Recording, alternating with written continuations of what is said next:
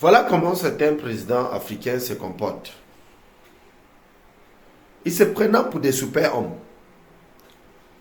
et ils mettent des citoyens d'une fils d'Afrique en prison tout simplement pour un intérêt égoïste parce qu'ils voudront remplir les tâches avec l'Occident. Ce que nous avons toujours dit, les traités France-Afrique ne nous sert plus à rien et ça ne nous servira plus à rien. Point. Numéro 1. Point numéro 2. Nous ne voulons plus des présidents imposés par la France parce que ce président s'éternise au pouvoir pour le bien-être des Occidentaux et non pour le bien-être de leurs citoyens et de leurs concitoyens. Tel que nous avons vu au Cameroun, le roi Paul Biya Alias Hitler et ses serviteurs a décidé de faire croire au peuple africain et aux Camerounais que le Cameroun l'appartenait. Et c'est ce que j'ai toujours lutté pour dénoncer. Et j'ai toujours dit, malgré les plans mis en place par ces bandits, ces grands bandits des chemins qui nous représentent pour piller nos nations respectives, pour rendre service à l'Occident, que nous ne sommes pas d'accord et nous ne serons jamais d'accord. Alors, chers frères et sœurs, Camerounaises et Camerounais, chers Africains, nous avons les mêmes problèmes presque dans tous les pays, à part les 5 pays qui ont décidé de prendre les libertés, comme le Gabon, la Guinée-Conakry, le Mali, le Burkina Faso et le Niger. Je ne cesserai de parler parce que nous devrons faire disloquer les enjeux politiques d'exploitation en Afrique. Au XXIe siècle, nous ne devons plus accepter que les décisions viennent de l'Occident, que les décisions viennent de nos populations et que nous puissions avancer.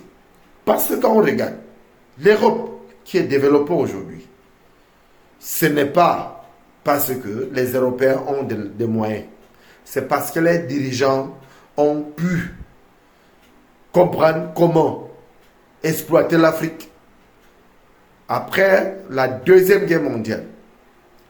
Tel que nous avons compris, certains présidents qui ont été imposés par ces Occidentaux pour pouvoir piller nos pays respectifs.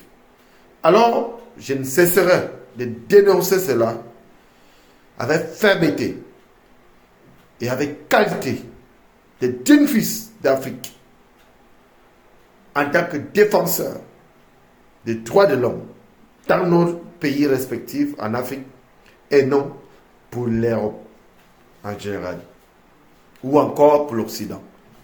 Tel que certains Africains devront comprendre que les choses ont changé et que nous devrons vivre de nous-mêmes et nous faire comprendre et discuter entre nous-mêmes pour barrer la route à ces Occidentaux qui pensent qu'ils peuvent nous manipuler, qui peuvent nous monter les uns contre les autres parce qu'à l'école primaire, on nous faisait croire que l'homme noir n'était rien face à l'homme blanc.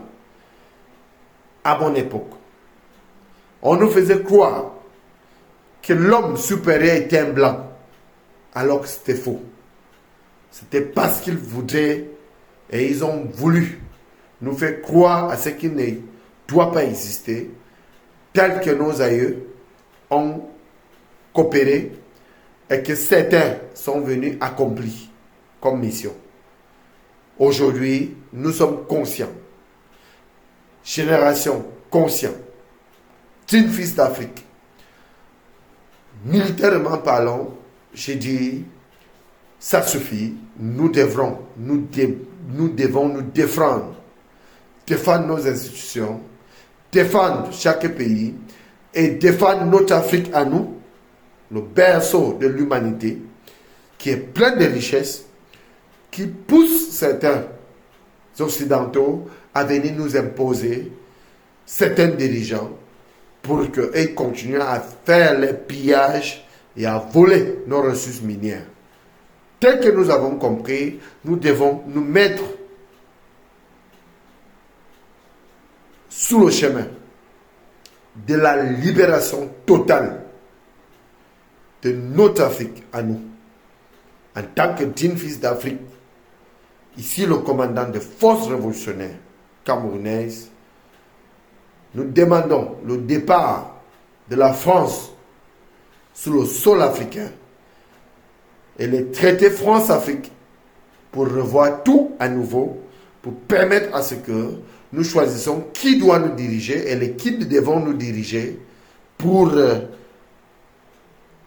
un continent uni et pour l'ensemble de nos compatriotes, nos frères et de futures générations pour vivre ensemble et vivre mieux en Afrique. Je vous remercie.